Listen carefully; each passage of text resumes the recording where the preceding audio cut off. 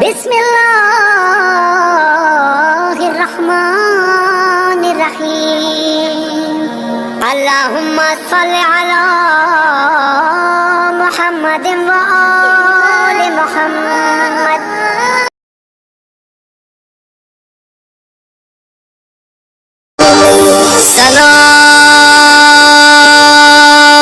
سلام عزیز خدا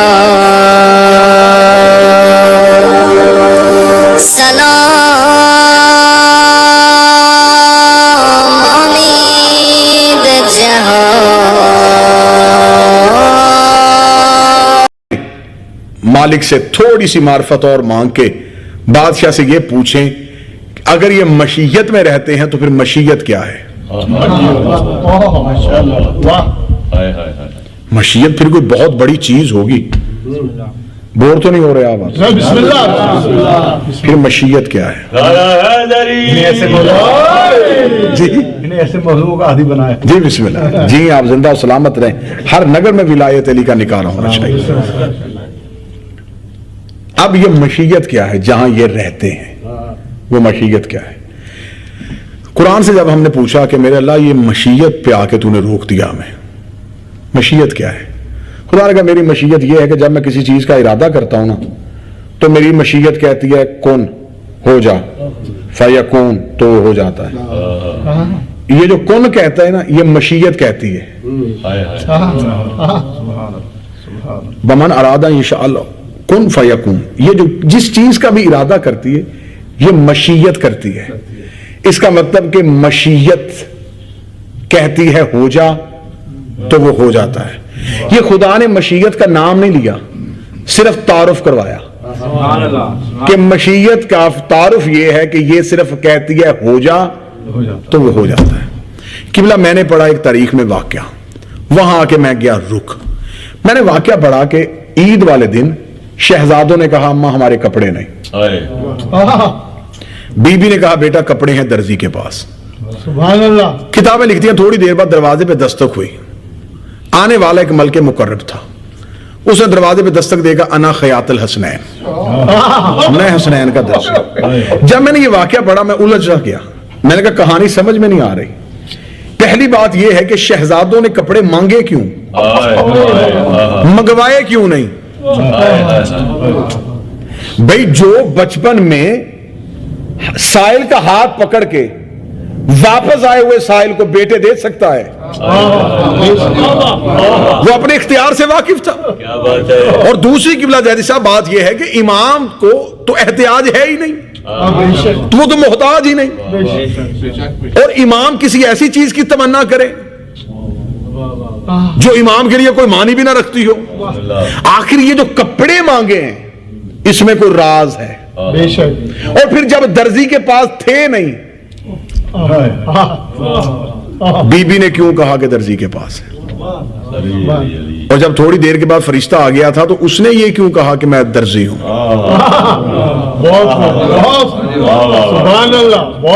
اسے پتا ہے کہ اندر بیٹھی فضا کو بھی پتا ہے کہ میں جبریل ہوں، لیکن وہ اپنے عہدے سے تعارف نہیں کروا رہا. وہ کہہ رہا کہ میں درزی ہوں. اب جبریل کی عصمت خطرے میں جا رہی ہے. کیا کہیں معاذ اللہ دروازے معصوم پہ آ کے معاذ اللہ سما معاذ اللہ غلط بیانی سے کام لیا. پھر غلط بیانی نہیں، پھر راز کیا ہے؟ وہاں تک تو میری پہنچنا ہی جبریل کے پر پکڑ کے پوچھ لیتا ہوں. جب چلا ہی گیا تھا یہ کیوں نہیں کہہ دیا کہ بی بی میں جبریل ہوں اور جنت سے کپڑے لے کے آیا ہوں، تو نے یہ کیوں کہا کہ میں درزی ہوں؟ اس نے کہا گستاخ نہ بن، جو اندر بیٹھی ہے اس نے یہ نہیں کہا تھا کپڑے جبریل کے پاس ہیں، اس نے کہا درزی کے پاس ہے، اور یہ جو کہہ دیتی ہے وہ ہو جاتا.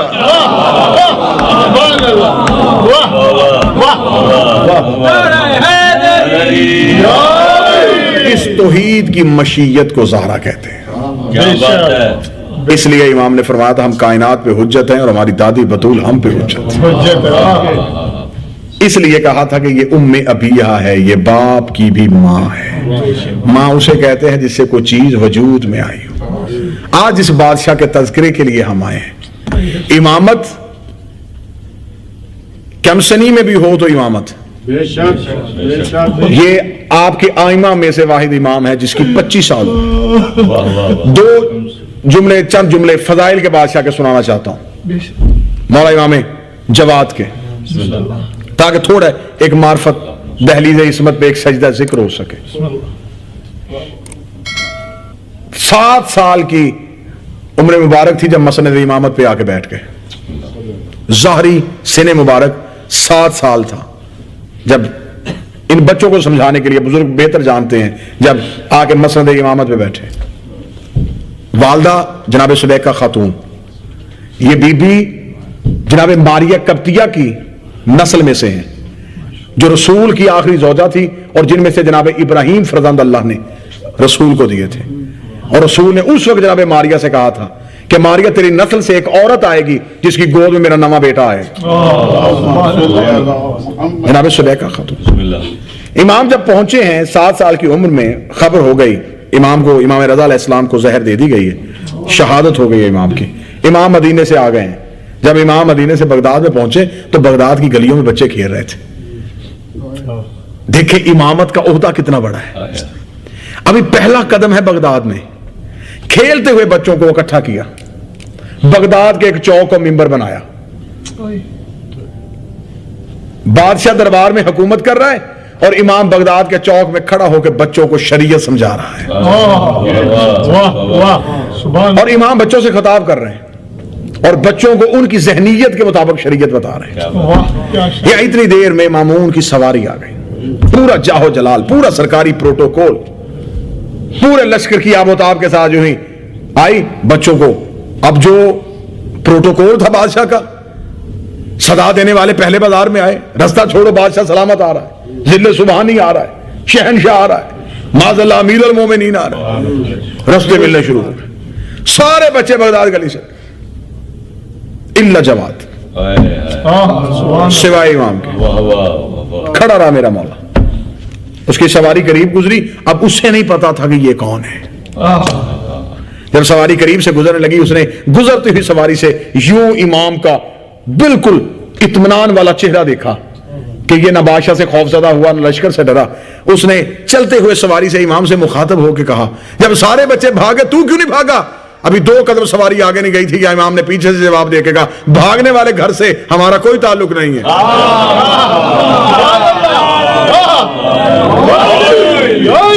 بھاگنے والے خاندان سے ہمارا کوئی تعلق نہیں. لفظ کانوں سے ٹکرایا, مامون رک گیا. اس نے کہا کلام کسی غیر کا نہیں. جزاک اللہ. سواری کو پیچھے کیا, پیچھے کر کے کہنے لگا جب سارے بچے بھاگ گئے آپ کیوں نہیں گئے؟ امام نے کہا 3 حالتوں میں سے کوئی ایک حالت ہوتی تو شاید میں بھی چلا جاتا.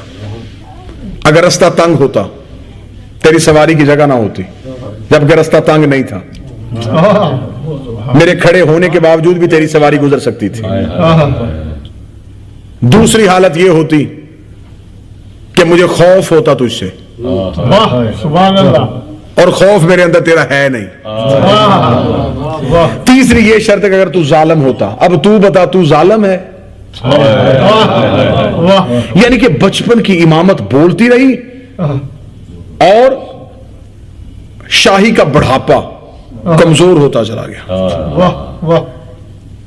جب اس نے پورے لشکر کے سامنے یوں امام کا کلام سنا اور امام کی گفتگو سنی, لاجواب ہوا. جب اس نے اپنی سواری کو چند قدم آگے چلایا تو اس کے ہاتھ پہ آ کے اس کا جنگلی باز جو شکار کے لیے یہ اپنے ساتھ رکھتا تھا وہ اس کے ہاتھ پہ آ کے بیٹھا. اس کے چون میں چھوٹا سا ایک مچھلی کا بچہ تھا. اس نے ہاتھ لے کے وہ مچھلی کا بچہ اپنے ہاتھ میں لیا, مٹھی کو بند کیا, ہاتھ کو یوں پیچھے کیا, سواری کو واپس کیا. جہاں بچپن کے امام تقی تھے وہاں قریب آیا, امام کے سامنے کھڑا ہو کہنے لگا, اچھا تھوڑی دیر پہلے تو نے کہا تھا بھاگنے والے خاندان سے تیرا تعلق کوئی نہیں. تھوڑی دیر پہلے تو نے کہا تھا تیرے دل میں میرا خوف کوئی نہیں. تیرا خطبہ بتا رہا تھا, تیری گفتگو بتا رہی تھی, تو کوئی عام بچہ نہیں ہے. اگر تو سب کچھ جانتا ہے تو پھر مجھے بتا میری مٹھی میں کیا ہے, میرے ہاتھ میں کیا ہے. اتنا جملہ کہنا تھا. امام نے یوں مامون کا چہرہ دیکھا, چہرہ دیکھے کہا مامون تو مجھ سے سوال کرتا ہے. بادشاہ جب اپنی سواریاں لے کے گھروں سے نکلتے ہیں تو اس وقت بادشاہ کے محل کی دیواروں میں بیٹھے ہوئے باز بادشاہ کے ہاتھوں پہ آ کے بیٹھ جاتے ہیں. بادشاہ بازاروں سے گزرتے ہیں, بادشاہ بازاروں سے گزر کے جب جاتے ہیں تو وہی باز ہاتھوں سے پرواز کرتے ہیں, پرواز کر کے سمندر کے کنارے چلے جاتے ہیں. سمندر کی لہروں لہریں تیزی کے ساتھ بڑی چھوٹی مچھلیوں کو کنارے پہ لے کے آ جاتی ہیں، بڑی مچھلیاں تو واپس چلی جاتی ہیں، چھوٹی مچھلیاں کنارے پہ تنہا رہ جاتی ہیں۔ وہی بادشاہ کے چھوڑے ہوئے شکاری بھوکے بعد ان چھوٹی مچھلیوں کو اپنی چونچ میں لیتے ہیں، پرواز کرتے ہوئے واپس بادشاہ کے پاس آتے ہیں، بادشاہ کی مٹھی میں آ کے مچھلی کا بچہ دیتے ہیں، اور وہ اپنی مٹھی کو اپنی کمر کے پیچھے چھپا کے اماموں سے پوچھتے ہیں کہ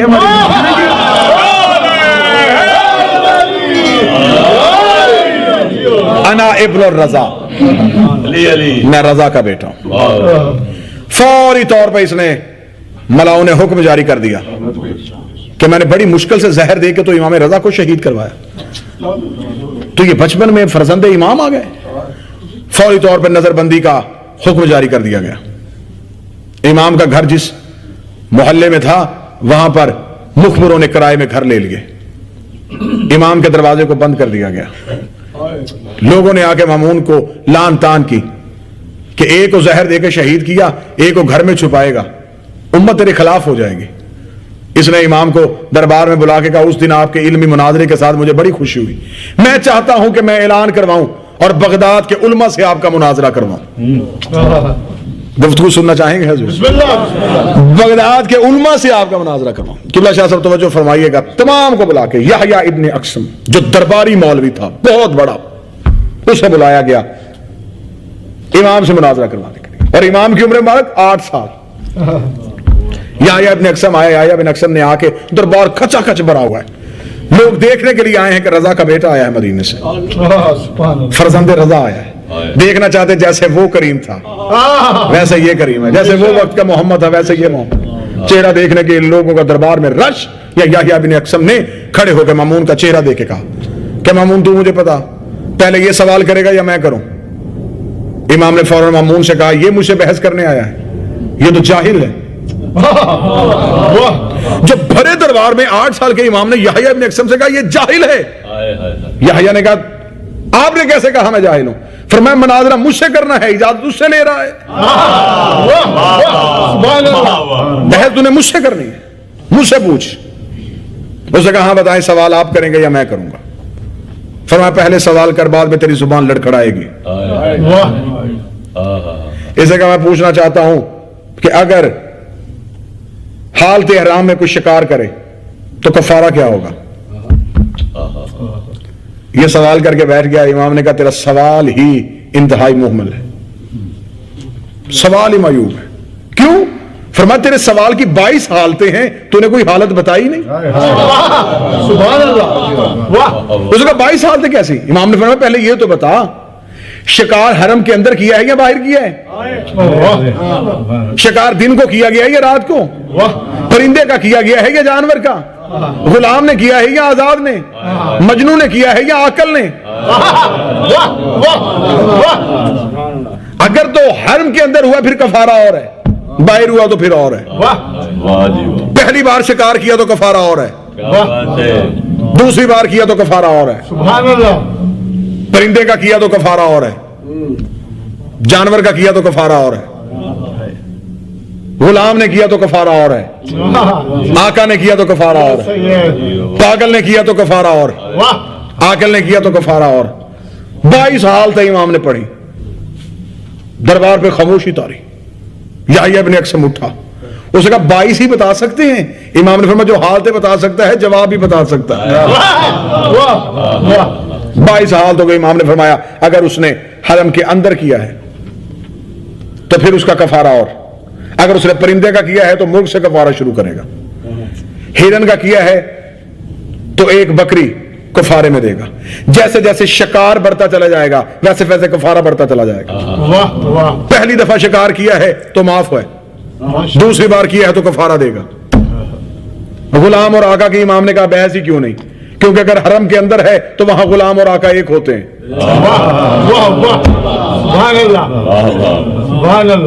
لہذا دونوں پہ غلام اور آقا پہ کفارہ ایک ہی ہوگا۔ اگر پاگل نے کیا ہے تو کوئی کفارہ نہیں، عاقل نے کیا ہے تو وہ کفارہ دے گا۔ 22 حالتیں تمہارے مولا نے جواب دی۔ یحییٰ ابن اقسم کے چہرہ زرد تھی، بیٹھنے لگا۔ امام نے فرمایا میں بھی کچھ پوچھوں؟ سوال سننا چاہیں گے امام؟ اب کاش کے بساط علم بچھائی ہوتی اور سامنے داؤد کھڑا ہوتا پھر میرا مولا علم کا اظہار کرتے. کاش کے بساط علم ہوتی اور سامنے عیسیٰ کھڑا ہوتا, پھر 8 سال کا مولا بتاتا کہ علم کے معنی کیا ہیں. اب جب سامنے یحییٰ جیسے جاہل کھڑے تھے اور وہ ایسے سوال کر رہے تھے, امام نے کہا چل تو بھی مجھے ایک سوال کا بتا.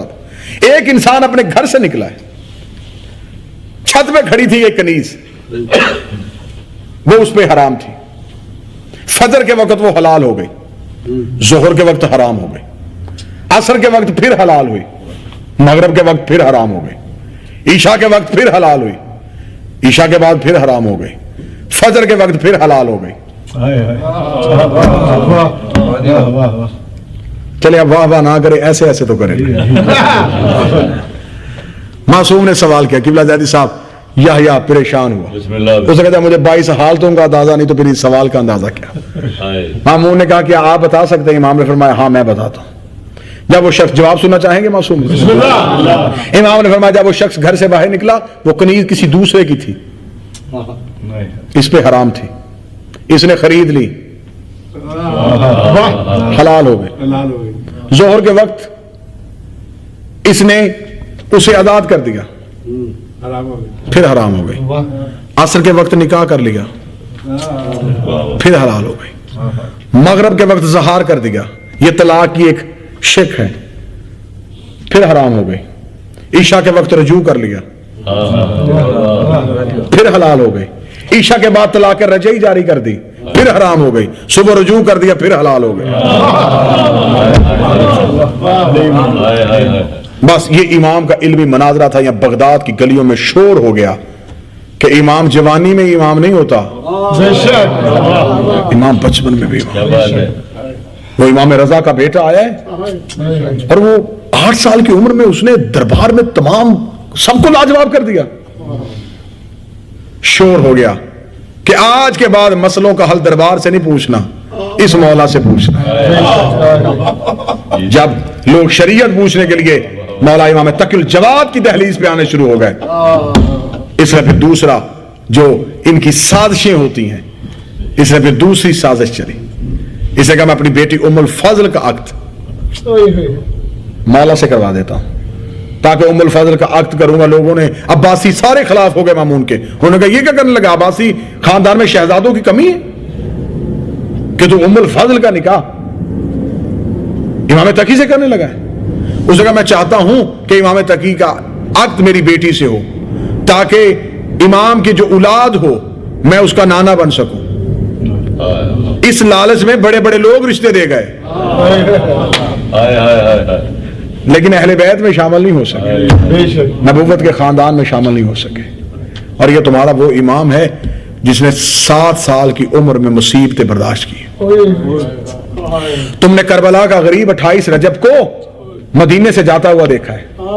کتنی ظاہری عمر مبارک تھی میرے مولا کو حسین کی, 57 سال. اور جب امام تقی نے مدینہ چھوڑا ہے عمر 7 سال تھی. 7 سال کی عمر میں مدینے کی گلیوں میں اکیلا پھر رہا ہے. آدھی رات کے وقت قبر رسول پہ گیا, قبر رسول پہ جا کے کہنے لگا نانا ایک بار قبر سے باہر نکل, جیسے حسین ملنے کے لیے آیا تھا ویسے ہی آج میں ملنے کے لیے آیا. نہ میرے جد حسین واپس آئے. تو جو فرمائیے گا مصاحب میں چند جملوں کی اجازت دیجیے گا, کیونکہ غریب بغداد کا جنازہ ہے. 25 سال کے جوان امام کا جنازہ ہے. جتنے جنازے پہ آئے ہو دل کھول کے رونا بھی, پرسہ بھی دینا, کیونکہ یہ وہ امام ہے جس کی لاش پہ بہنیں نہیں پہنچ سکے, جس کی لاش پہ بھائی نہیں پہنچ سکے. امام موسیٰ کاظم کے بعد یہ بھی وقت کا غریب امام ہے. توجہ فرمائیے. آدھی رات کے وقت مدینے میں آ کے نانے کی قبر پہ آ کے کہا نانا تیرا تقی مدینہ چھوڑ کے جا رہا ہے. توجہ فرمائیے گا. دوسری درد اس امام کا,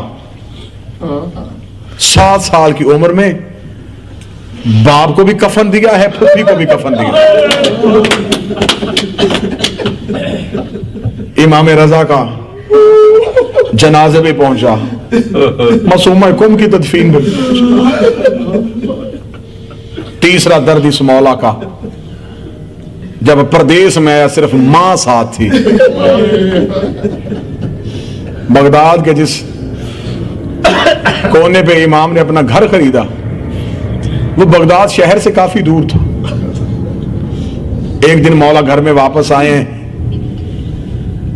جناب سبیکہ خاتون نے امام کو گلے سے لگایا، ماتھا چومکا مدینہ چھوڑ کے پردیس میں آ تو گیا ہے لیکن گھر تو شہر کے قریب لیں، اتنا دور گھر کیوں خریدا ہے؟ امام نے فرمایا اماں میرے گھر دور خریدنے کی ایک وجہ ہے، رات کو میں نے بیٹھ کے اپنی بہنوں کے نام لینے ہوتے، جب میں رات کو بیٹھتا ہوں مصلی پہ میں ایک ایک بہن کا نام لیتا ہوں، میں کبھی پھوپھی زینب کا نام لیتا ہوں، میں کبھی کربلا کے شہداء کی ماؤں کے نام لیتا ہوں، اماں میں گوارا نہیں کرتا یہ نام کسی کان میں چلا جائے۔ غیرت دیکھ سید الساجدین جیسے ام الفضل کے ذریعے سے موسم باللہ نے ملعون نے زہر دلوایا ہے، جب یہ کمینی عورت زہر لے کے آئی ہے جیسے حسن کو زہر دیا گیا تھا، جتنے امام بھی مسموم جنہیں زہر دیا گیا ہے، برطانیہ کے مومنین مجھے معاف کر دینا، تلوار والی شہادت آسان ہے، زہر والی شہادت بڑی مشکل ہے، کیونکہ زہر جب حلق کے اندر جاتی ہے خون میں شامل ہو کے جگر میں جاتی ہے، پہلے جگر پھٹتا ہے، اسی لیے تو جب جودہ نے زہر دیا تھا میرے مولا امام حسن کو زہر کا ملنا تھا یا امام بی بی فروا کے دروازے پہ آئے تھے، رو کے کہا تھا فروا جلدی کر میرا قاسم جگا دے، بی بی نے کہا قاسم کو جگا کے کروں کیا؟ میرے مولا رو کے کہا ایک بار میرے سینے پہ لٹا، فرمایا سینے پہ کیوں لٹانا ہے؟ ایک بار میرا قاسم، سنت حسن ادا ہو گئی اس مولا پر،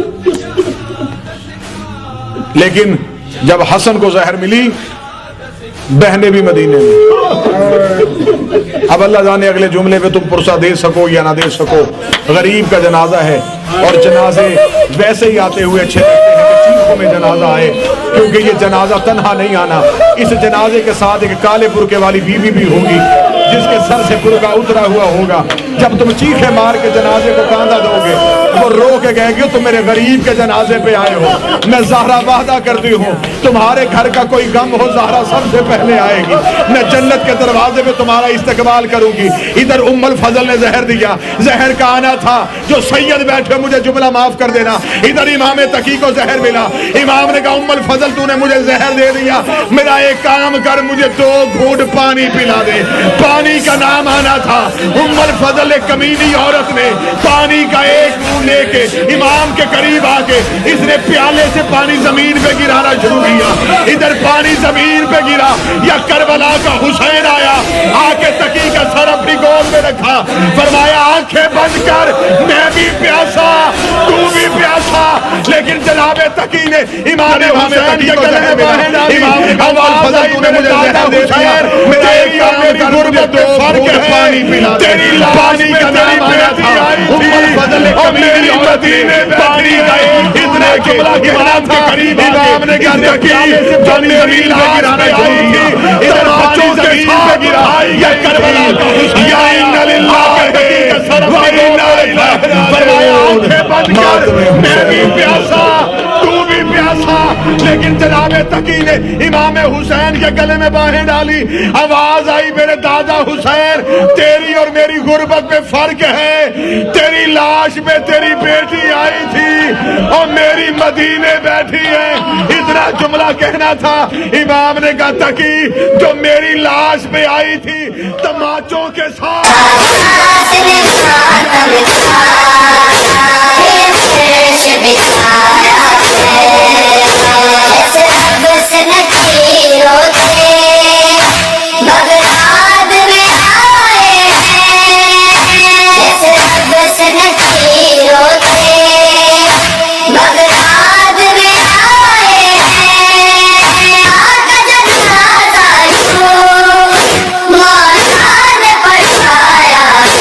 اللهم كل وليك الحجة ابن الحسن